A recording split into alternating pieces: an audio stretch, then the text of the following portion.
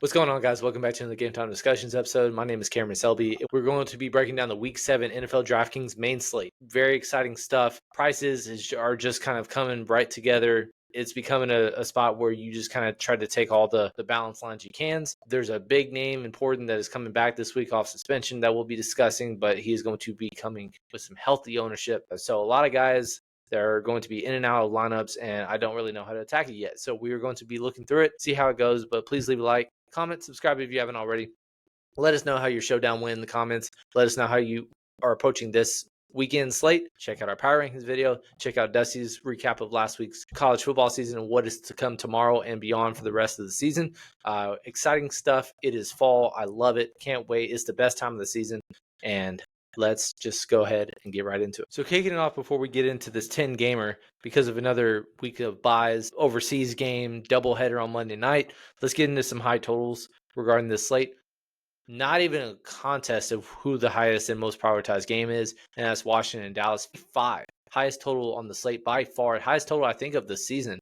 It is a full touchdown higher than the next highest total, which is the Indianapolis Colts Chargers. Fun game, 48 total. After that, you got a Chicago team off a 3-game win streak, off of a miraculous comeback win against Washington this past Monday night, going against the New Orleans Saints, who have been scrappy. 47.5 is a pretty respectable total. And then a couple of teams kind of marching around 43 to 44. Notably, you've got obviously the return of Rashee Rice going against the Las Vegas Raiders at home. 13-point favorite, which is the biggest on the slate by a mile. And then you got, lastly, Philly, Minnesota. Philly not looking great in recent weeks, looking to bounce back. Minnesota coming off a bye. Hopefully, J.J. McCarthy is back, so we'll have to monitor, see how that goes. But really fun, interesting slate for the two of them. Starting it off, you have Patrick Mahomes, who is back. Welcome back to the top of the pricing of all the quarterbacks. $7,000, and it feels like it's not high enough because of his recent performances. 3 straight games, at least 27 fantasy points. His rushing upside's there. He's had 4 rushing touchdowns already this year. 3 games have been already over 50 yards rushing as well. The 2 games that they weren't, there were blowout wins, so you didn't really need to playing from behind. Of course, they are a big total. They're a big favorite this week, so you never know and would anticipate that he would be scrambling all day this week. But he's been just awesome so far this year. 11 touchdowns, 2 picks, 5 of the 6 games, at least 23 fantasy points. It almost feels as that he's back to what we've seen the Mahomesian 300 upside every single week. But the thing is, he's doing all that without that bonus, other than one game where he had 1 passing touchdown, 1 rushing touchdown as well. Got the 300-yard bonus to get for 30 fantasy points the previous Monday night against Jacksonville. But other than that, he's been only 2 games with multiple passing touchdowns. The thing is, he's got Rashee Rice back, and he's pretty reasonably priced, and I think it's really easy to get to Mahomes doubles this week. The Raiders have been pretty formidable against quarterbacks so far, top 10 facing the position, but at the same time, all they've really faced, Drake May in bad weather. They faced Marcus Mariota, who went off on him. They played Caleb Williams, who actually, we stacked them a lot that week, and he did not pan out. That was his one dud of the year. But then got 40 dropped on him by Daniel Jones and company, and then they played Cam Ward. So they haven't played the Patrick Mahomes yet. They didn't have to play Jaden Daniels. They had Justin Herbert, which Justin Herbert did fine. I think he went for, 19.8 in a blowout win. Didn't really need to do a ton, but he was just awesome. 122 quarterback rate or passer rating. So Mahomes, I think, is a exciting and fun option. I'm not shocked at all if we're going to be playing some of him this week. The thing is, we'll just have to talk about Rashee Rice, and is it just going to instantly lead to 100 yards, 10 targets a game, or is it going to be receiver by committee, and it's the threat of him that opens up for others, and it's just every week, as long as the price is fine, just finding ways to get some Chiefs exposure. Meanwhile, like I said, by far the highest total. If you guys remember last year in the miraculous comeback 90-yard touchdown and then missing the extra point against Dallas, I think it was early December, but that game was awesome. CeeDee Lamb went off. Terry McLaurin, 90-yard touchdown at the very end. So everybody got there if you attack that game. And it feels like the defenses on both sides are even worse now. Dallas by far dead last against quarterbacks this year. And Jaden Daniels is back. Really showed a lot of rushing upside, at least in the second game back from injury. So 10 rushing attempts for 52 yards was his best since week 1. And he had 3 passing touchdowns. And that was without Terry McLaurin in the lineup. I would expect that there's a decent chance that Terry McLaurin returns. If that's the case, Deebo Samuel, hopefully he'll be all right. He did have a dud coming into the game being a game time decision, but Zach Ertz is always reasonably priced as well. Ja'Cory Cross-Merritt is pretty self-explanatory who the running back is now for the Commanders. He had an early fumble against Chicago, and you would have thought that possibly, that's just going to take a dip into a snap share and count. But no, by far, his season high, 43 snaps. Previous high was the week before. So he's steadily increased since Austin Eckler's been out. I mean, Chris Rodriguez, not much of a factor week 6. Jordan McNichols is playing 25 to 30%, but not taking nearly enough of an opportunity away. So whatever price Ja'Cory Cross-Merritt is, $6,100, that's totally fine, especially after Rico Dowdle exposed Dallas the way they did last week. It's just, how is Washington putting up 30 is basically the question you have to ask yourself. If it's Jaden Daniels, you got to double him. And if it's not, then we're going to go all up on Bill Cross-Merritt. Dak Prescott, same matchup as Jaden Daniels, but once again, another steady performance against Carolina in a losing effort. 10 touchdowns, 0 picks, 11 touchdowns if you include the rushing touchdown week 4, averaging about 28 fantasy points a game in this stretch. And even outside of a dud where he did lose CeeDee Lamb versus Chicago, had a couple interceptions. He's basically been awesome every single game this season, including week 1, which I know he didn't score a touchdown. He didn't have a ton of yards. Well, CD had like 4 30-plus yard drops. Ferguson, I think, dropped a touchdown pass and or had one that could have been caught. So he's been lights out. $6,500 is still a reasonable price. CeeDee Lamb could return, and I believe he's only $7,500. So I would think that people wouldn't immediately throw him back in to the fold, but you never know. But those two guys heavily going to be owned. Patrick Mahomes, I'll put some ownership in. Also mentioned Caleb Williams, who, again, has been steady. He's been a common theme in these first look videos. Before the 5 games he's played this year, on these kinds of slates, at least 18 fantasy points. He again showed his rushing upside when he had a 1-yard rushing touchdown on the Monday Night Showdown. Only 1 touchdown passing in 3 of the 5 games. We'll have to watch and see because DJ Moore stayed overnight in the hospital due to a groin injury. But if he is out, that just opens up a lot of value for Chicago because Luther Burden started to get involved. Colston Loveland did have some catches called back, but I think they're going to start involving the rookies now that they're post-bye, getting into the middle of the season, and I don't think the prices have adjusted enough. It's basically roam and pick your secondary option. Going against New Orleans at home as a favorite, as long as the weather's good, I think that is good enough for me. You got the Justin Fields situation where Garrett Wilson's expected to miss multiple weeks. 5,700. The Jets are winless but favored. So if it's just him as a naked, whatever, but he last game threw for 45 yards, and he could be a 100-yard passer, but a 100-yard runner. And if he has a rushing touchdown and 100 yards, that is at minimum 19 fantasy points. 19 fantasy points is awesome for 5,700. A naked Justin Fields, we'll have to look at how cheap his receivers are later because Garrett Wilson sounds like he is likely to be out. They're all cheap. Mason Taylor could be just a skinny single with him. Carolina went from historically bad against running backs to immediately awesome against running backs, similar to what Houston did. So it's hard to trust after back-to-back dud performances by good running backs against Carolina that we can really trust that situation going forward. But you can trust running style quarterback. You just never know. So he's in the pool, but it's not like you're having to. It's more pukey, but it's not pukey price, essentially, is what it is. Keeping on going down, Kyler Murray dropped all the way to 5,500. I don't know whether or not Marvin Harrison, because usually a week, if it's a full week, it's hit or miss on whether people who miss games due to concussion return. I feel like they've let people for a full week play. In recent example, he could play, and if he does, he's 5,300. We saw Jamar Chase go for 10.94-1 with Joe Flacco, and we mentioned that on the Showdown video. $5,500 is a pretty easy price to consider. But at the same time, Kyler's starting to become pukey because of the way he's been playing. So if he's out, Jacoby Brissett, $4,500, threw for 300. He was our puke stack with Kyler Murray being out this past week. We didn't break him down because we didn't expect Kyler Murray to be out this past week. But Jacoby Brissett, 24.7 fantasy points, 320 yards, 2 touchdowns against his former team. And that was without most of this game taking place with Marvin Harrison Jr. So if Marvin Harrison is out, then everybody is in the play. It's very affordable.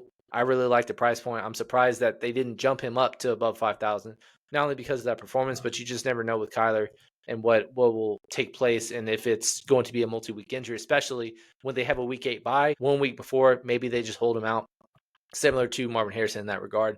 And if that's the case, value stack, just plug and play Trey McBride. Jacoby Brissett, Greg Dortch, Dusty, maybe Greg Dortch alert, Dortch touchdown alert. That's what he scored last week. But yeah, and then going down, I mean, if JJ McCarthy plays, it's fine. He still hasn't had a breakout game. That's not necessarily true. His one fully healthy game, he did play 23 fantasy points in a comeback win against Chicago. Then the following game, hurt his ankle, did not play well at all, but he has missed since. So you never know. But after the bye, Kevin O'Connell, you would think wouldn't be entirely too rusty. But $5,000, it's worth finding out because I don't think many people will play him. To each of their own on that one. And then down low, it's not really exciting. Geno Smith, the mighty have fallen. It's 10 picks through 6 games. It looks awful. Brock Bowers doesn't sound like he'll play this week either, so that just makes you less confident. But $4,700, it's so cheap. In losing effort and in bad weather, he's gotten there with 3 touchdowns, nearly 300 yards, threw over 300 yards one game. So if he flirts with that, they're going to be the biggest dog on the week. If he flirts with 250 plus yards, he could get there at that price point. So that is what he's in the Pukey stack range for a reason, but you don't really know confidently who you can go with because outside of Jacoby Myers, it's not. I feel like it's a rotation, but that's pretty much it at the quarterback slate. Going over to the running back, JT just keeps going off. Another amazing output against Arizona this past week with 123-1. We didn't really play him a ton. I think it was $8,500 because we liked so many running backs in the mid-tier range. And for the most part, it was a good chalk once again. Leaving JT by himself, he goes off again. He's more expensive now. Chargers on the road, that's a marquee game. It's a fun game. I'm excited to watch. I don't really know how to attack it, but you gotta spend up for him, and we're running out of ways to find value on this slate. But other than that, the guys up top, it's not exciting to roster. Josh Jacobs, our thumbnail last week, goes off once again with 32 fantasy points. Back-to-back games with 31 or more. Back-to-back games with 4+ receptions. Back-to-back games over 150 all-purpose yards. I mean, he's just been awesome, and we just know exactly who's getting the ball. I'm not saying he's the thumbnail or the must-play again, but going against Arizona as a road favorite, I think he's just as safe as they come. Saquon Barkley, something's got to be up, guys. Something has to be up with him. Last 2 games has just, outside of a 47-yard receiving touchdown, has not looked like himself in good matchups. And last week, he started off strong. And yeah, it was possibly negative game script and all that stuff, but he's just not getting big touch games recently. And before that, he was incredibly inefficient. So going against Minnesota, who have normally been pretty solid against running backs, they did have an awful performance against Kenneth Gainwell right before the bye. Quinshon Judkins nearly going for 200, so maybe they're bad against the run again. But at the same time, we attacked him previously, and so $7,700 is a hefty price to find out whether or not he's actually going to go off, because 2 positive matchups didn't go off in either game. So it's hard to invest in him when you can go with that guy or this guy who we faded because of the matchup. He's a receiving back, but he also had 2 touchdowns, 6 touchdowns through 6 games. So I'd rather invest in those guys if I'm going that far up top. And then down lower as we go, Rico Dowdle is apparently him with back-to-back games over 200 all-purpose yards. He called his shot and destroyed Dallas this past week. Going against the Jets as a surprising dog, I wouldn't be surprised if that game flipped for obvious reasons. But the thing that comes down to it, if Chuba Hubbard's back, he has earned the right to be a 50-50 split because of these past 2 performances. But at the same time, if he's a 50-50 split and he's 6,800, it's an unknown. And I don't know what his ownership is going to look like if in the event that Chuba Hubbard plays. Right now, being 6,800, it doesn't look like he's going to pull a ton of ownership. So he's a tournament play in the event that Chuba plays. But if he doesn't, once again, he'll be just the easy chalk. He'll be similar to what Jordan Mason was for multiple weeks last year, and you can just plug and play him in that event. Javonte Williams, we saw DeAndre Swift go for 28 fantasy points on Monday night, and he had his first true dud of the season against Carolina in a closely tight affair. But the promising thing is just, once again, even in a bad matchup, still getting 21 touches, still getting the snap share that he has. I know he was inefficient, but we're on to the next, and it's a better matchup this week in a game where I'm not saying it's a must-win for Dallas, but Dallas, it does not get much better if you don't win this game. So it should be a shootout, and he should be involved. $6,700, pretty fair price, and I think that'll keep his ownership a little bit down to where he'll be, probably somewhere in the realm of the 7th to 10th highest owned running back on the slate. Going down, mid-tier running backs, once again, all in good spots. So Jordan Mason, I think if I remember correctly, Aaron Jones has to miss one more week. Yeah, Aaron Jones got put on IR after week 2. So the earliest he can return is week 8, and that is not this week. So with that said, Jordan Mason, good matchup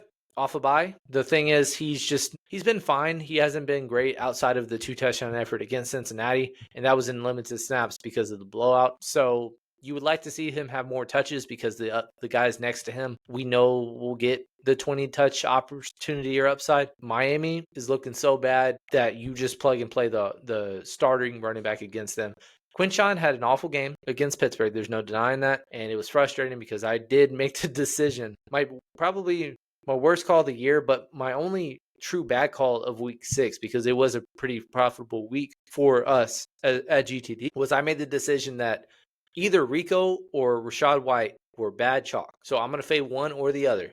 And I ended up deciding to fade Rico Dowdle instead of Rachaad White. Rachaad White, once again, goes for nearly 20 fantasy points. I'm not wrong with my decision until I was very wrong, because Rico Dowdle was the highest scoring player on the slate. And Quinshon Judkins, it wasn't like, oh, he also scored 20, so it worked out, but it just could have been better. It was, no, one went absolutely bananas and one went absolutely bottom feeder. And so it did not work out. But regardless, back at home this week, sneaky dub potential, bottom 5 against running backs, and Kamani Vidal, most recently going for over 140 all-purpose yards in a committee this past week. On Kamara's price jumps up a little bit. Once again, he's going to be 5-6 target a game guy. Game that I think could be pretty tight. And 5,900, I don't think he'll be crazy popular. So with that said, it's in the pool for sure. DeAndre Swift, once again, going bananas this past week. Not once again. I mean, it was by far his best game of the season.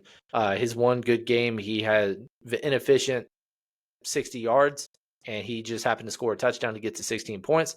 But this week, 67 yards in receiving, largely by the 55-yard receiving touchdown late in the game, and then 14 for 108. By far his best game of the season, best performance. $5,700. His price would have been over close to or above $6,000 if that game happened on Sunday. It did not, so pretty solid value at $5,700. J.K. Dobbins in the play. He had a pretty big dud in a decent matchup this past week. He just happened to not score.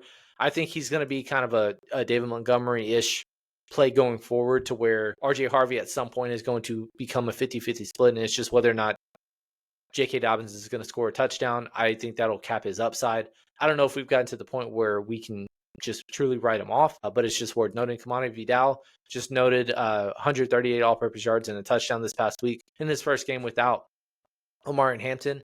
My question is, that's going to put so much ownership on him, but is it warranted? Is it worth it? Who knows? Once again, the weekly conversation of when is TreVeyon Henderson going to be unleashed? I saw like a graphic of his opportunities, and it's just like, I can't wait to see what they do when TreVeyon Henderson gets let loose in this offense. And it's just like up the middle, up the middle, up the middle. I don't know. At some point, Ramondre Stevenson, I know he's a bigger back. I know you want to use him. Goodness gracious. 20 for 32 is not going to get the job done, Mike Vrabel. But if they're winning, then I guess it's working. He hasn't looked good at all outside of a week 2 performance against Miami, who we just mentioned. We're going to start running backs against them every week. TreVeyon Henderson, 51. He's going to stay in the low 5K range for the breakout. He's going to stay low owned until the breakout happens. I'd like to be overweight when I can. And once again, he's going to be like 3% owned. And I just don't know when that is going to pop off. Who knows? Kendre Miller is going to have a little bit of a role. About average of 10 touches or opportunities each of the last, or combined in the last 2 games. 3 straight games actually with at least 3 straight games actually with 10 opportunities in the game. And $4,900, positive matchup. And we'll just kind of see what happens. Low owned, less than 5%er guy, less than 5K. We're starting to sniff around trying to find value, and we can't really know where to go in that regard. But unless we see something middle of the week open up, we've been getting a lot of like minimum price quarterback, minimum price tight end, owned receiver. Like even on the Monday slate, there was 2 minimum price receivers that did well. You just never know with certain guys like that. So let's jump over to the receiver position. Prices condensed a little bit this week because of who's on it, but also Justin Jefferson hasn't had his boom game. I say that but back-to-back games with over 120 yards. I guess I'm just not seeing it because those games were going on during the live stream, so I'm not thinking about it. They're not on the main slate. Haven't had to break him down since week 3 against the Cincinnati Bengals, and I liked him a lot that week, and he did fine. Didn't go off because they were shitting on them so bad and he just wasn't involved on the touchdowns, but hasn't caught a touchdown since week 1. JJ McCarthy should return, and if that's the case, Justin Jefferson, his true breakout game, scoring touchdown, multiple touchdowns. We'll just see when that unfolds. CeeDee Lamb, he's going to be interesting in to monitor all week. I expect him to practice. Good chance he plays. I think this is going to be some ownership manipulation because I want to get all this game I can. And if he's going to be one of the highest owned receivers, maybe I go a different direction because George Pickens is absolutely going off. And he's the third highest priced receiver on this slate because of what he's done in the absence of CeeDee Lamb. 2 of the 3 games with 11 targets. He's caught a touchdown in 5 straight games, 6 touchdowns in the last 5 total. And he's just been awesome. Other than the game where he had a deep ball late to salvage a little bit at 6,600, he's just been lights out. And so now it's a season best 7,300 price. It's really hard to stack both. So maybe a fun way to get different in this slate is to double stack Dallas because it's really, really expensive to do with an average price of $7,400. Like I mentioned, Garrett Wilson unlikely to play, and we'll just kind of see what we go about it. Xavier Worthy has been fine since he got back. He caught a touchdown in his first touch this past week and then did nothing the rest of the game in a good matchup while Mahomes went off with other options. Rashee Rice, big name, told you, he's back, and everybody's going to play him. He's 5,600 right now. RotoWire is conservative with their ownership. He's showing 20% owned. Next highest owned wide receiver is down at 14%. So big difference, and it's just off ACL. First game in 20, what is it? 6 games now. 17 from the previous time when he last played healthy. 23-ish games sample size without him. Is he instantly going to come back in and just be awesome, or is it going to take some time? I don't expect him to get above 60% of the snaps. I expect him to probably flirt with 50, but that doesn't mean he can't get involved with about 8 opportunities or touches in that regard. Price is pretty modest, but everybody's going to play him. I'm just going to let you know. So do with that information what you will. Is it good chalk to go all in on somebody in their first game back in the middle of the season while they're probably going to ramp him up, or is it bad chalk and we should go a different direction? So that's the question I'll have to wrestle with all week. Mentioned AJ Brown and Devontae Smith earlier. Minnesota's first against receivers, and on top of that, AJ Brown can go for 5 for 73 in the first half and then have 1 catch the rest of the game. Be missed, and they're going to throw out routes to wide receiver 3s, Jahan Dotson. That seals the game instead of wide open touchdowns. Devontae Smith missed on I think it was like a 90-yard touchdown, wide open, running down the field. I need this offense to not suck. Your players are too good. Quentin Johnston, we'll see what happens with him.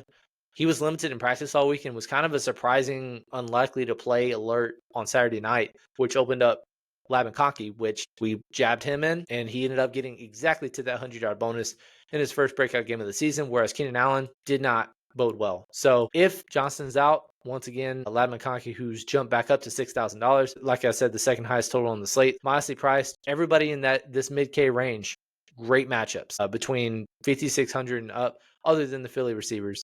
And then going down, like I said, value is going to be tough to find. And these Q tags we're really going to have to figure out. Calvin Ridley left the game. I would bet he misses some time, especially since it was a hamstring injury. Marvin Harrison's iffy, but because they have a bye on week 8, not surprised if they hold him out.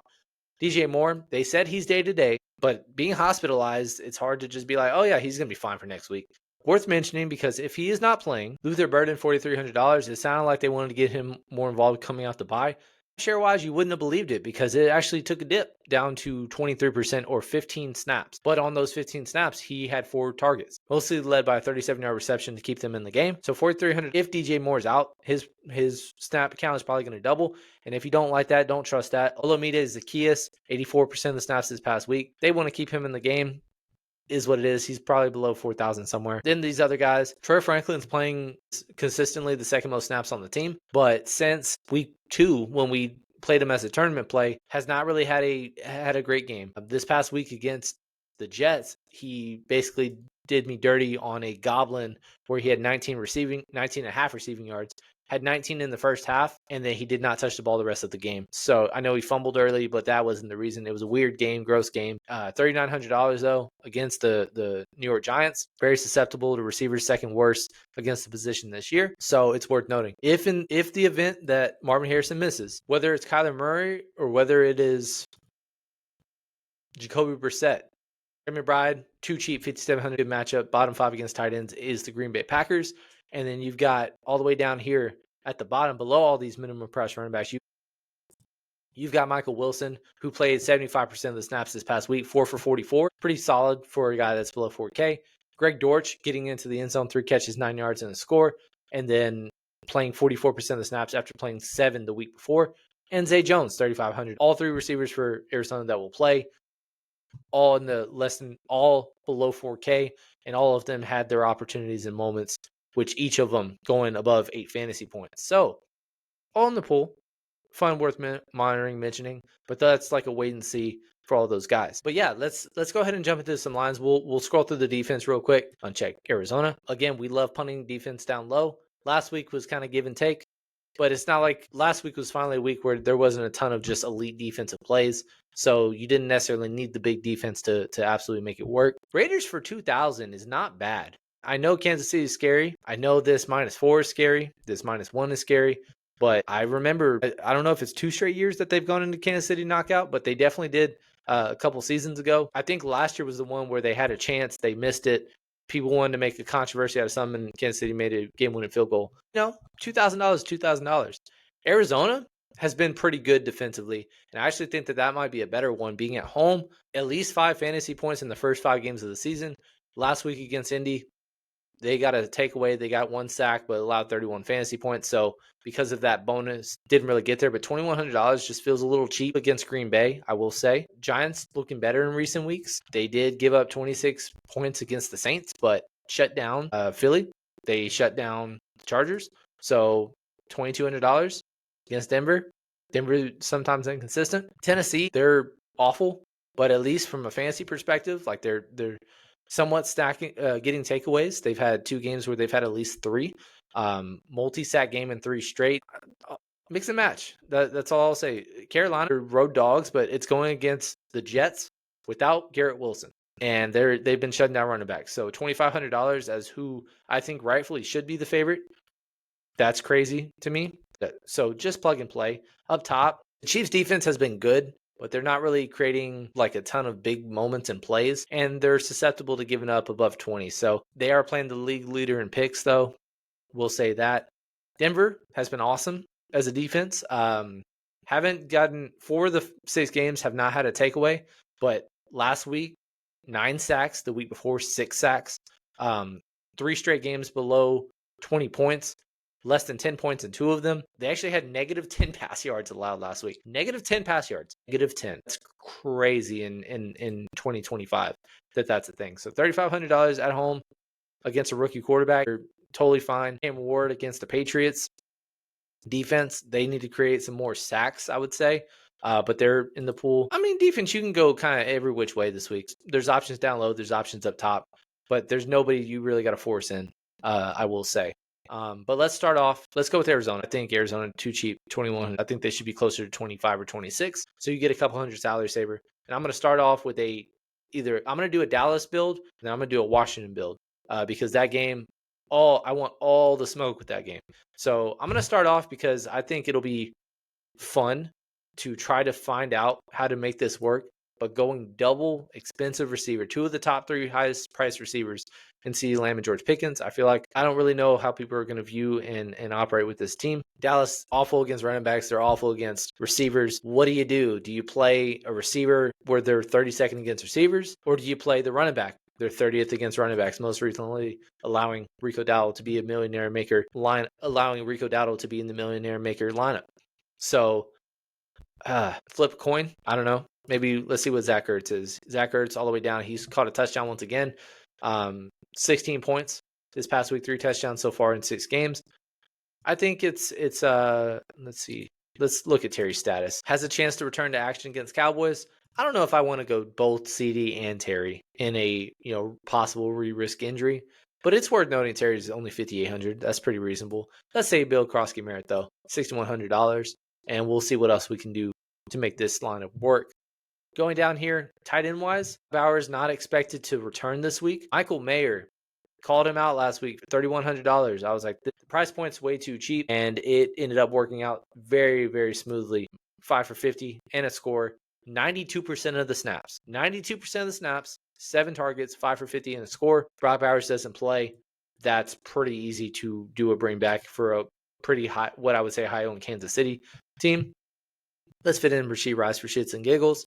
And we got $5,700 per. That's probably more than I was expecting for this final line, or for this first look. Let's put Quinshon Judkins in. $5,400 last guy in. Let's see what names we got. We got Chris Olave, who should be owned. Marvin Harrison, if he played, is not a bad matchup. Don't want Trey Tucker. Wan'Dale Robinson going off, 6 for 84 in a score against Philly.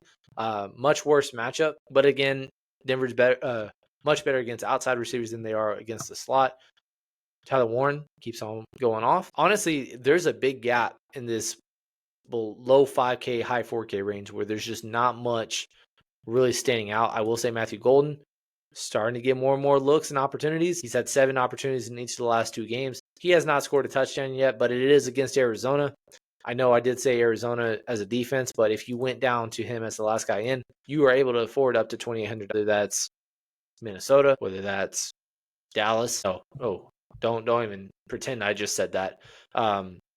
Tennessee, all that stuff, whatever. Let's see if we can go up at tight end in this lineup specifically. Darren Waller once again catches a touchdown, but he didn't do shit before that.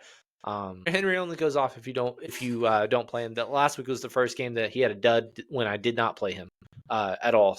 Harold Fannin, 7 for 81. That's pretty fun. But at the same time, I already have a Cleveland Brown. Let's do double bring back. This is the highest total game. 55 total, guys. 55 total. And you've got double expensive receiver.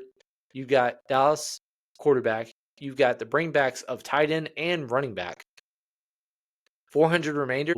And if you want to go all the way up to $5,100, is that Jordan Addison? He's been pretty solid in 2 games, but we don't know what it looks like with JJ McCarthy. Isaiah Pacheco, really? No. I brought Bowers, like I said, not expected to play. Yeah, it's kind of gross. Tucker Kraft, not double tight end, but yeah. Let's say Matthew Golden. I'd say maybe either him or Tucker Kraft is the guy. Pivot defense. Let's say in this line we'll go New Orleans. So got a couple hundred salary remainder, double stack, double bring back, but no receivers from Washington. I think that's a fun way to go about things. Couple that with a chalky Rashee Rice. I don't know how high owned Quinshon will be, but I will be playing a very large amount of him this week at just $6,000 at home against Miami, who just keeps giving up big scores to running backs. Let's go on the other side of this game. So now we're going to put in some Washington receivers. Jaden Daniels this time. I'm going to do the bring back of CeeDee Lamb. And honestly, let's be fun again. Instead of George Pickens, though, let's go ahead and go with Javonte Williams as the double bring back of Dallas. And then Washington-wise, we'll put in both of them. Well, actually, no.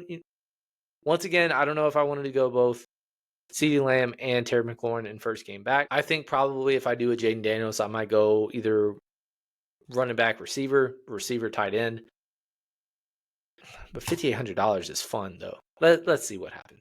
Put in Quinshon Judkins. Come on down. Going to be playing you a lot. Let's go back to Michael Mayer, and if we can move up, we can move up. I did want to mention once again Mason Taylor. He had why are you having 1 target after your big 12-target game the previous week? You had 19 targets in 2 weeks, and then all of a sudden had 1 target for 2 yards in a game that you had negative passing yards. I don't understand. But Carolina has given up a lot to touchdown. They've given up a lot to tight ends specifically. Carolina gave up a touchdown last week to Jake Ferguson. The week before, gave up one to Darren Waller, and I'm sure if I went back further, I could bring up more tight ends that went off against them. Last guy's in though. Let's throw back in Arizona's defense, and then that gets you to 53. We're in that pickle again of gross range. So maybe instead we go down or we go up at defense this time. Let's go with that'll be fun. Denver at against Jackson Dart and a rookie quarterback going on the road. Last time that happened, New Orleans went off as a minimum price defense. Denver's defense obviously much more of a threat. And then last guy in, let's correlate that a little bit with the Denver game. And let's go Troy Franklin last guy in. Troy Franklin, once again, playing second most snaps on the team, and it is a better matchup than this past week. And who knows? It'll be low owned because of his dud last week. Nobody is going to flock to play Troy Franklin unless we hear the news that Courtland Sutton is just going to be missing time, which for the time being, he's completely healthy.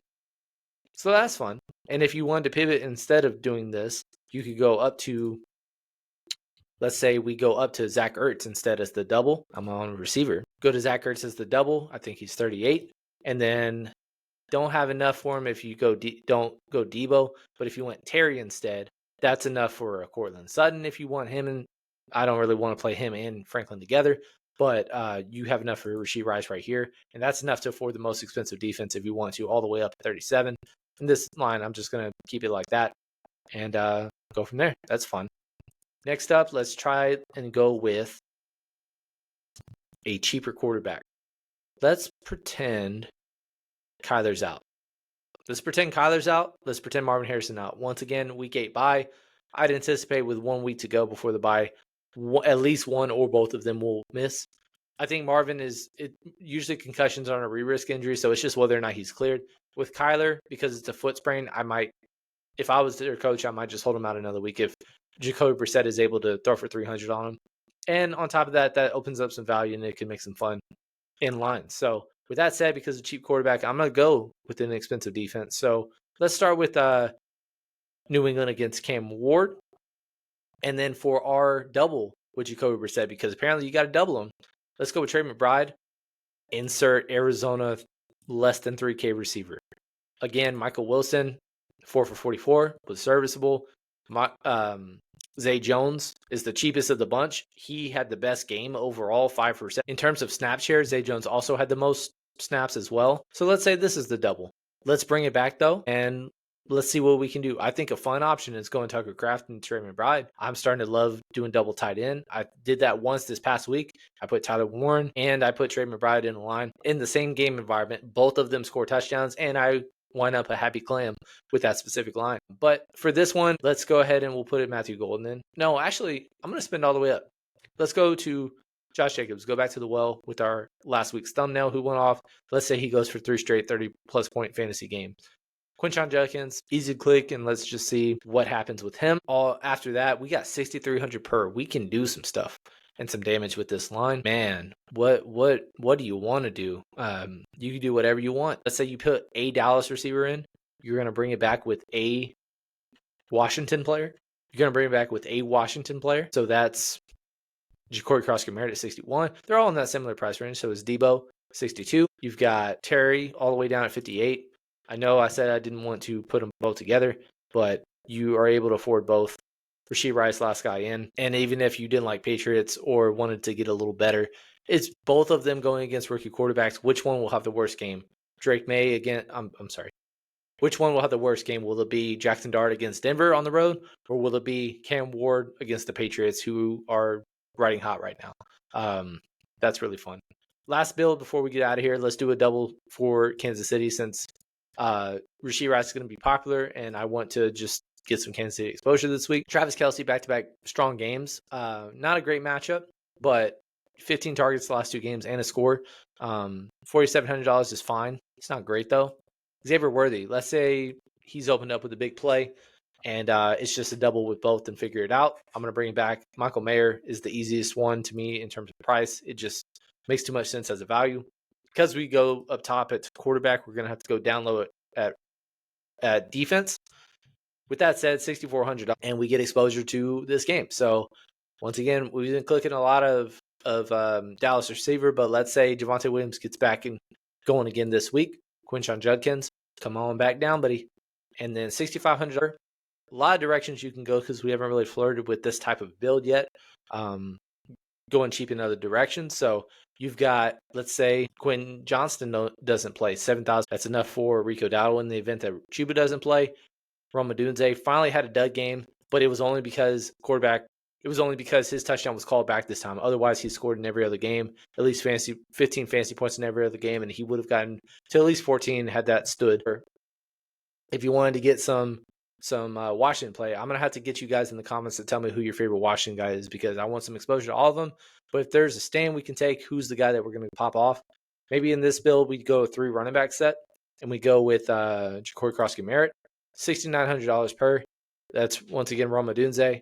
Jalen Waddle, back-to-back strong games, averaging over 100 yards a game since Tyreek Hill left since Tyreek Hill got injured on the primetime slate. So that's cool. I'm all about going double bring back with the Washington game because I just expect it to be a 37-34 kind of game. So if you wanted to go that direction, you could. And in this event that you did go Debo plus Ja'Cory, if you felt like going instead of Ja'Cory Cross-Merritt, let's put him back in at running back instead. That is enough for George Pickens right there. And if not, then you can go down to Terry McLaurin in the event that he plays. And then in the event that CeeDee Lamb plays, once again, you can afford both of them. There's a lot of fun ways. This is a fun slate, I will say. I like it. I like it a lot. But with that said, guys, that's all I got for you. Can't thank you enough for tuning in. Please like, comment, subscribe. Join us in the Discord. We've been hitting it pretty well recently with props and trying to build some more community lays as we hit the middle of October. Let us know what you think in our power rankings video that we released this week. It's been a while. There's a lot right, wrong, but there's a lot of bad and good for a lot of teams out there. We didn't expect every single team to have a loss through week 5, and a lot of them have had 2 losses since then, and a lot of them are just kind of jumbled together and it's mix and matching. I want you guys to let us know what you think and what your teams you're most surprised, least surprised of good, bad so far this year. And then let us know, because Showdown went off, how did it go, what you think, and what are you looking forward to this weekend the most. Can't thank you guys enough. Emery's going to be joining us very, very soon, but he's been in the comments. He's been in Discord if you've been missing him like we have. Can't thank you enough. I'm just trying to build this and blow this community up. So thank you guys enough. We love you, and we will see you on the next one.